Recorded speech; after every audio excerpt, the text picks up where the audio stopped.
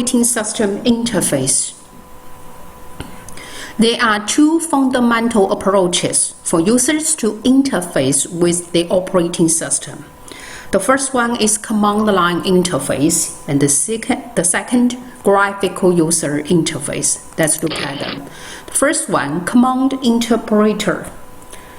Some operating systems include the command interpreter in the kernel. Others, such as Windows and Unix, treat command interpreter as a special program that is running when a job is initiated or when a user first logs on. On systems with multiple command interpreters to choose from, the interpreters are known as shells. For example, on Unix and Linux systems, a user may choose among several different shells, including the Bourne shell, C shell, Bourne again shell, Kong shell, and others. The main function of command interpreter is to get and execute the next user's specified command.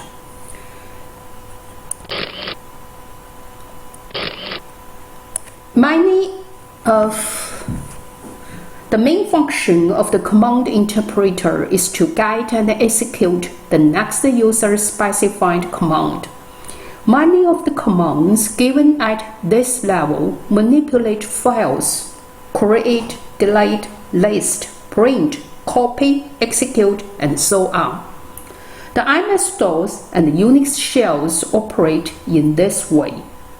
These commands can be implemented in two general ways. In one approach, the command interpreter itself contains the code to execute the command. For example, a command to delete a file may cause the command interpreter to jump to a section of its code that sets up the parameters and makes the appropriate system call. In this case, the number of commands that can be given determines the size of the command interpreter, since each command requires its own implementing code.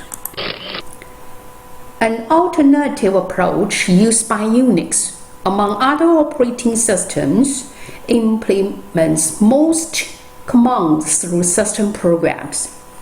In this case, the command interpreter does not understand the command in any way.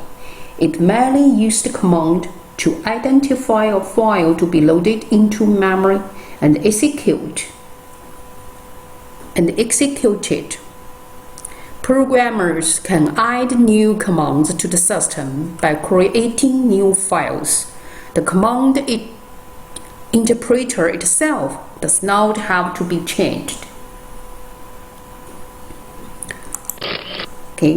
The second, graphical user interface.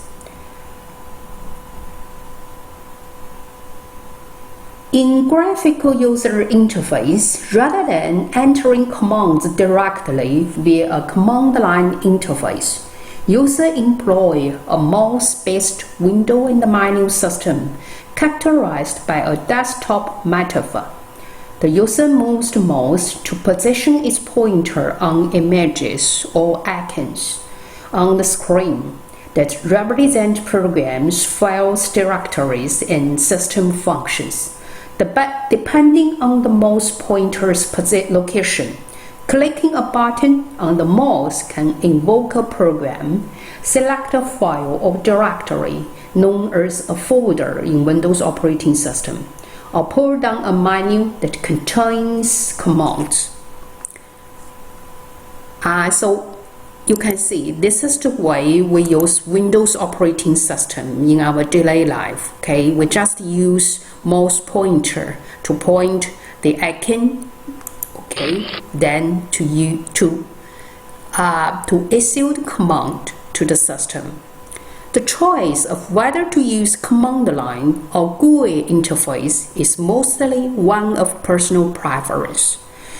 A command line interpreter often provides powerful shell interfaces.